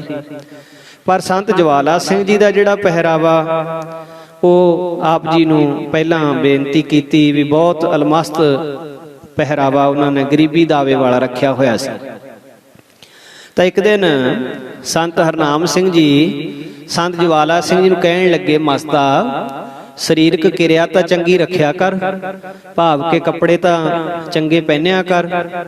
ਤਾਂ ਸੰਤ ਹੱਸ ਕੇ ਕਹਿਣ ਲੱਗੇ, ਕਹਿੰਦੇ ਸਤਿਗੁਰੂ ਦੀ ਕਿਰਪਾ ਦੇ ਨਾਲ ਦਾਸ ਦੀ ਇਹ ਜਿਹੜੀ ਵਸਤਰਾਂ ਵਾਲੀ ਕਿਰਿਆ ਇਹ ਉੱਤਮ ਹੈ। ਤਾਂ ਉਹ ਕਹਿੰਦੇ ਜੀ ਉਹ ਕਿਵੇਂ? ਤਾਂ ਮਹਾਂਪੁਰਖਾਂ ਨੇ ਸੁਖਮਨੀ ਸਾਹਿਬ ਦੀ ਆ ਤੁਕ ਪੜ੍ਹ ਕੇ ਸੁਣਾਈ। ਕਹਿੰਦੇ ਸਗਲ ਕਿਰਿਆ ਮਹਿ ਉੱਤਮ ਕਿਰਿਆ, ਸਾਧ ਸੰਗ ਦੁਰਮਤ ਮਲ ਹਿਰਿਆ। ਕਹਿੰਦੇ ਸਾਰੀਆਂ ਕਿਰਿਆਵਾਂ ਦੇ ਵਿੱਚੋਂ ਉੱਤਮ ਕਿਰਿਆ ਇਹੋ ਹੀ ਆ ਬਈ ਮਹਾਂਪੁਰਖਾਂ ਦੀ ਸੰਗਤ ਕਰਕੇ ਖੋਟੀ ਮੱਤ ਦਾ ਜਿਹੜਾ ਅੰਦਰੋਂ ਨਾਸ਼ ਕਰਨਾ, ਖੋਟੀ ਮੱਤ ਅੰਦਰੋਂ ਖਤਮ ਹੋ ਜਾਵੇ। ਸਾਰਿਆਂ ਤੋਂ ਉੱਤਮ ਕਿਰਿਆ ਤਾਂ ਇਹ ਹੀ ਆ। ਤੋ ਇਸ ਤਰ੍ਹਾਂ ਸੰਤਾਂ ਦਾ ਇਹ ਉੱਤਰ ਸੁਣ ਕੇ ਬਾਬਾ ਹਰਨਾਮ ਸਿੰਘ ਜੀ ਬਹੁਤ ਖੁਸ਼ ਹੋਏ। ਸੋ ਕੁਝ ਦਿਨ ਸੰਤ ਬਾਬਾ ਹਰਨਾਮ ਸਿੰਘ ਜੀ ਦੇ ਕੋਲ ਰਹਿਣ ਉਪਰੰਤ ਸੰਤ ਜਵਾਲਾ ਸਿੰਘ ਜੀ ਪਹਾੜਾਂ ਵੱਲ ਚਲੇ ਗਏ। ਗੁਰੂ ਕਾ ਲਾਹੌਰ, ਊਨਾ ਸਾਹਿਬ, ਬਾਬਾ ਕਲਾਧਾਰੀ ਜੀ ਦਾ ਸਥਾਨ, ਬਾਬਾ ਸਾਹਿਬ ਸਿੰਘ ਜੀ ਦੇ ਸਥਾਨ, ਉੱਥੋਂ ਹੁੰਦਿਆਂ ਹੋਇਆਂ ਵਾਪਸ ਗੁਰਦੁਆਰਾ ਹਰੀਆਂ ਵੇਲਾਂ ਪਾਤਸ਼ਾਹੀ 7ਵੀਂ। ਸੋ ਇਹਨਾਂ ਗੁਰਦੁਆਰਿਆਂ ਦੇ ਦਰਸ਼ਨ ਕਰਨ ਪਿੱਛੋਂ ਬਰਸਾਤੀ ਨਦੀ ਦੇ ਚੋਅ ਦੇ ਰਸਤੇ ਸੋ ਢਗਾਨਗੜ੍ਹ ਪਿੰਡ ਆ ਗਏ। ਇਹ ਚੜ੍ਹਦੇ ਫੱਗਣ ਦੇ ਦਿਨਾਂ ਦੀ ਵਾਰਤਾ ਹੈ। ਪਿੰਡ ਵਿੱਚ ਵੜਦਿਆਂ ਹੀ ਗੰਨੇ ਪੀੜਨ ਵਾਲਾ ਬੇਲਣਾ ਘਲਾੜੀ ਲੱਗੀ ਹੋਈ ਸੀ। ਸੰਤਾਂ ਦੇ ਅੰਦਰ ਫੁਰਨਾ ਆਇਆ ਕਿ ਗੰਨੇ ਦਾ ਰਸ ਪੀਏ। ਫਿਰ ਮਹਾਂਪੁਰਸ਼ਾਂ ਦੇ ਕਹੇ ਬਚਨ ਚੇਤੇ ਆ ਗਏ, ਇਹ ਕਿਸੇ ਅੱਗੇ ਹੱਥ ਨਹੀਂ ਅੱਡਣਾ। ਮਨ ਨੂੰ ਸਮਝਾ ਕੇ ਫਿਰ ਅੱਗੇ ਚੱਲ ਪਏ। ਅਜੇ ਥੋੜੀ ਦੂਰ ਗਏ, ਕੌਤਕ ਵਰਤਿਆ, ਰਾਹ ਦੇ ਵਿੱਚ ਗੰਨੇ ਹੀ ਗੰਨੇ ਪਏ। ਸੰਤਾਂ ਨੇ ਥੋੜੇ ਜਿਹੇ ਗੰਨੇ ਚੱਕ ਲਏ। ਅੱਗੇ ਉਹਨਾਂ ਨੂੰ ਇੱਕ ਬ੍ਰਾਹਮਣ ਮਿਲਿਆ, ਸੰਤਾਂ ਨੇ ਉਸ ਨੂੰ ਵੀ ਗੰਨੇ ਚੂਪਣ ਲਈ ਦਿੱਤੇ। ਫਿਰ ਸੰਤ ਪਿੰਡ ਢੱਕੋਵਾਲ ਦੇ ਪੂਰਬ ਦੱਖਣ ਵੱਲ ਨੂੰ ਚੱਲ ਪਏ, ਜਿੱਥੇ ਇੱਕ ਮਹਾਂਪੁਰਖਾਂ ਦੀ ਕੁਟੀਆ ਸੰਤ ਭੋਲਾ ਸਿੰਘ ਜੀ ਦੀ ਸੀ। ਸੰਤ ਭੋਲਾ ਸਿੰਘ ਜੀ ਉੱਥੇ ਨਹੀਂ ਸਨ। ਸੰਤ ਜਵਾਲਾ ਸਿੰਘ ਜੀ ਕੁਟੀਆ ਦੇ ਬਾਹਰ ਬੈਠ ਕੇ ਗੰਨੇ ਚੂਪਣ ਲੱਗ ਪਏ।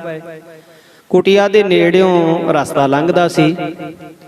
ਹਰਖੋਵਾਲ ਦਾ ਰਹਿਣ ਵਾਲਾ ਮਾਈ ਭਾਨੀ ਦਾ ਪਤੀ ਨੰਬਰਦਾਰ ਹਰਨਾਮ ਸਿੰਘ ਹੁਸ਼ਿਆਰਪੁਰ ਨੂੰ ਜਾ ਰਿਹਾ ਸੀ ਕਿ ਉਸ ਦੀ ਨਿਗਾਹ ਸੰਤਾਂ ਤੇ ਪਈ।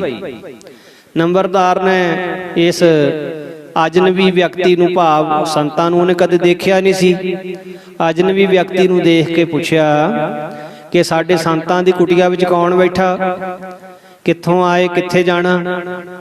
ਤਾਂ ਸੰਤ ਮਹਾਰਾਜ ਕਹਿਣ ਲੱਗੇ, ਕਹਿੰਦੇ ਸੰਤਾਂ ਦੀ ਕੁਟੀਆ ਵਿੱਚ ਸੰਤ ਹੀ ਆਉਣਗੇ, ਚੋਰ ਤਾਂ ਨਹੀਂ ਆਉਣ ਲੱਗੇ।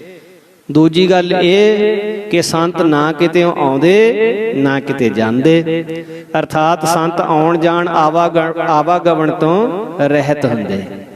ਨੰਬਰਦਾਰ ਹਰਨਾਮ ਸਿੰਘ ਸਤਸੰਗੀ ਸੀ। ਸੰਤਾਂ ਦੀਆਂ ਜਦ ਇਹ ਰਮਜ ਭਰੀਆਂ ਗੱਲਾਂ ਨੂੰ ਉਹਨੇ ਸੁਣਿਆ, ਉਹ ਸਮਝ ਗਿਆ ਵੀ ਇਹ ਕੋਈ ਮਾਮੂਲੀ ਇਨਸਾਨ, ਮਾਮੂਲੀ ਮਨੁੱਖ ਨਹੀਂ ਹੈ। ਉਸ ਵੇਲੇ ਉਹਨੇ ਹੁਸ਼ਿਆਰਪੁਰ ਜਾਣ ਦਾ ਖਿਆਲ ਛੱਡਤਾ ਤੇ ਵਾਪਸ ਆਪਣੇ ਘਰ ਨੂੰ ਚਲੇ ਗਿਆ। ਘਰ ਜਾ ਕੇ ਆਪਣੀ ਪਤਨੀ ਨੂੰ ਕਹਿਣ ਲੱਗਾ ਕਿ ਅੱਜ ਮੈਂ ਕਿਸੇ ਮਹਾਂਪੁਰਸ਼ ਦੇ ਦਰਸ਼ਨ ਕਰਕੇ ਆਇਆ ਤੇ ਦਰਸ਼ਨ ਕਰਕੇ ਚਿੱਤ ਨੂੰ ਬੜੀ ਅਗੰਮੀ ਖੁਸ਼ੀ ਹੋਈ ਤੇ ਜੀ ਕਰਦਾ ਸੀ ਕਿ ਐਸੇ ਮਹਾਂਪੁਰਸ਼ਾਂ ਦੇ ਦਰਸ਼ਨ ਕਰਦਾ ਹੀ ਰਹਾ। ਹੋਰ ਸਾਰੀਆਂ ਗੱਲਾਂ ਵੀ ਨੰਬਰਦਾਰ ਨੇ ਆਪਣੀ ਪਤਨੀ ਨੂੰ ਦੱਸੀਆਂ। ਉਹਦੀ ਪਤਨੀ ਮਾਈ ਭਾਨੀ, ਜਿਸ ਦਾ ਨਾਮ ਸੀ, ਬਹੁਤ ਨੇਕ ਭਾਗਾਂ ਵਾਲੀ ਇਸਤਰੀ ਸੀ। ਉਸ ਦੇ ਦਿਲ ਵਿੱਚ ਵੀ ਪੂਰਨ ਸੰਤਾਂ ਦੇ ਦਰਸ਼ਨ ਕਰਨ ਲਈ ਪ੍ਰਬਲ ਇੱਛਾ ਪੈਦਾ ਹੋ ਗਈ। ਉਹਨੇ ਪ੍ਰਸ਼ਾਦਾ ਤਿਆਰ ਕਰਕੇ ਸਰੋਂ ਦੇ ਸਾਗ ਨੂੰ ਤੜਕਾ ਲਾ ਕੇ ਆਪਣੇ ਪਤੀ ਨੂੰ ਨਾਲ ਲਿਆ ਤੇ ਸੰਤ ਭੋਲਾ ਸਿੰਘ ਜੀ ਦੀ ਕੁਟੀਆ ਵੱਲ ਨੂੰ ਚੱਲ ਪਏ।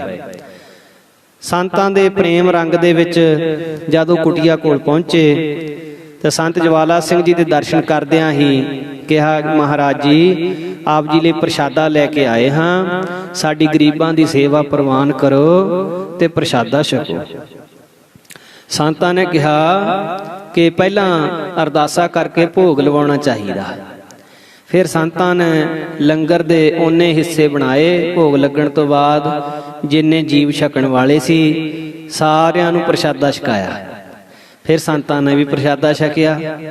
ਬਾਅਦ ਵਿੱਚ ਨੰਬਰਦਾਰ ਨੂੰ ਕਿਹਾ ਕਿ ਹੁਣ ਤੁਸੀਂ ਜਾ ਕੇ ਆਪਣਾ ਕੰਮਕਾਰ ਕਰੋ। ਤੇ ਭਾਈ ਹਰਨਾਮ ਸਿੰਘ ਜੀ ਨੇ ਪੁੱਛਿਆ, ਮਹਾਂਪੁਰਸ਼ੋ, ਇੱਥੇ ਹੋਰ ਕਿੰਨੇ ਕੁ ਦਿਨ ਠਹਿਰੋਗੇ?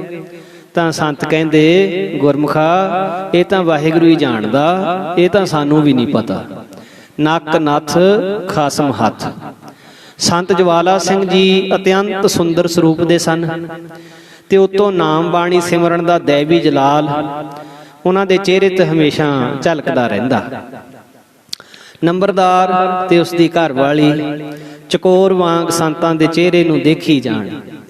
ਪਰ ਸੰਤਾਂ ਦਾ ਹੁਕਮ ਸੀ ਕਿ ਹੁਣ ਤੁਸੀਂ ਚਲੇ ਜਾਓ ਤੇ ਘਰ ਦਾ ਕੰਮਕਾਰ ਕਰੋ ਜਾ ਕੇ। ਨੰਬਰਦਾਰ ਹੋਰੀ ਨਮਸਕਾਰ ਕਰਕੇ ਤੁਰ ਤਾਂ ਪਏ, ਪਰ ਉਹਨਾਂ ਦਾ ਚਿੱਤ ਸੰਤਾਂ ਦੇ ਦਰਸ਼ਨਾਂ ਦੇ ਵਿੱਚ ਹੀ ਜੁੜਿਆ ਹੋਇਆ। ਰਸਤੇ ਦੇ ਵਿੱਚ ਉਹਨਾਂ ਨੂੰ ਨਿਹੰਗ ਸਿੰਘ ਰਾਲਾ ਸਿੰਘ ਮਿਲਿਆ। ਉਹਨਾਂ ਨੇ ਨਿਹੰਗ ਸਿੰਘ ਨੂੰ ਵੀ ਮਹਾਂਪੁਰਸ਼ਾਂ ਬਾਰੇ ਦੱਸਿਆ ਤਾਂ ਉਹ ਵੀ ਸੁਣ ਕੇ ਗਦਗਦ ਹੋ ਗਿਆ।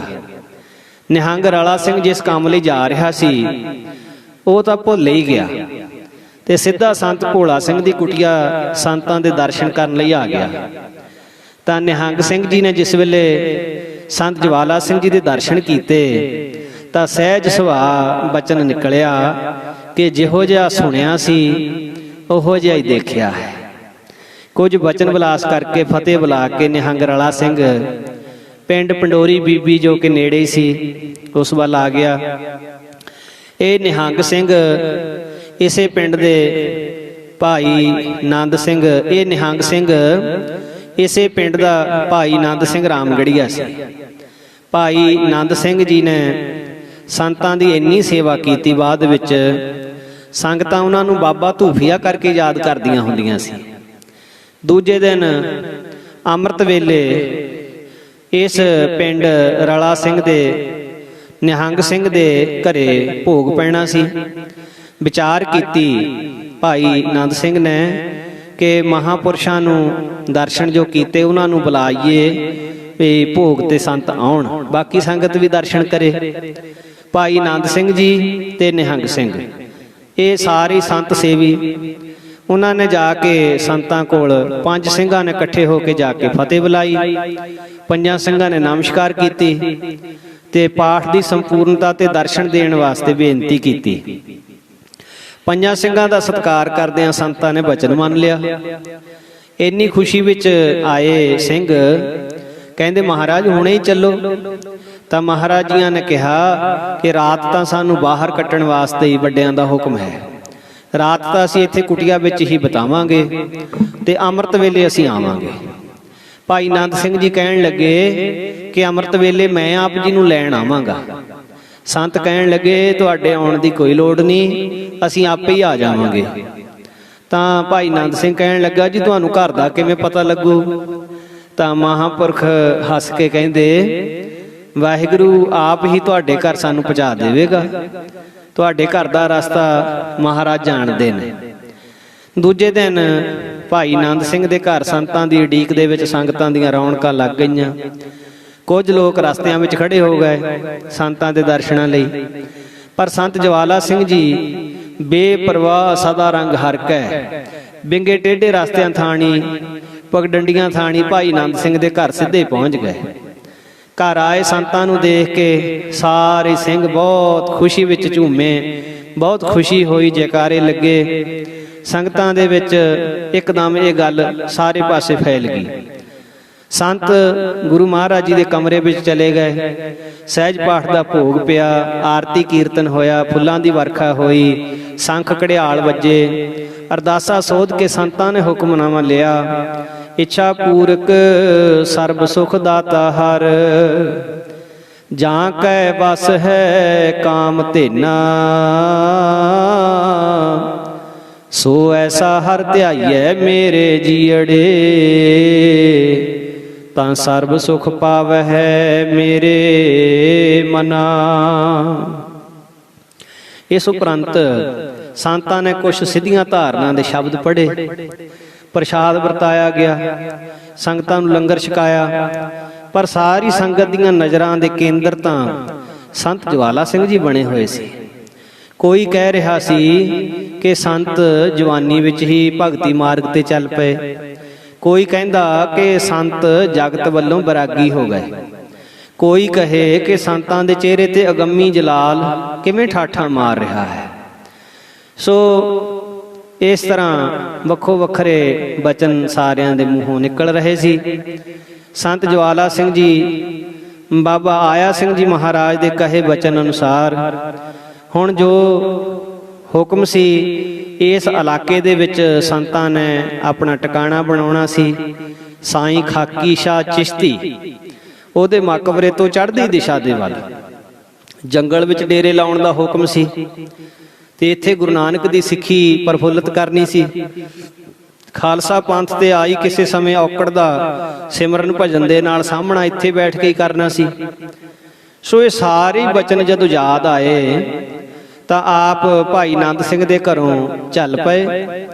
ਘਰੋਂ ਨਿਕਲਦਿਆਂ ਸਾਹਮਣੇ ਜਿਸ ਵੇਲੇ ਸਾਈਂ ਖਾਕੀ ਸ਼ਾਹ ਦਾ ਮਕਬਰਾ ਦਿਸਿਆ ਤਾਂ ਮਹਾਰਾਜ ਜਾਣ ਗਏ ਵੀ ਇੱਥੇ ਨੇੜੇ ਹੀ ਹੁਣ ਜੰਗਲ ਦੇ ਵਿੱਚ ਸਾਨੂੰ ਟਿਕਾਣਾ ਬਣਾਉਣਾ ਪਵੇਗਾ।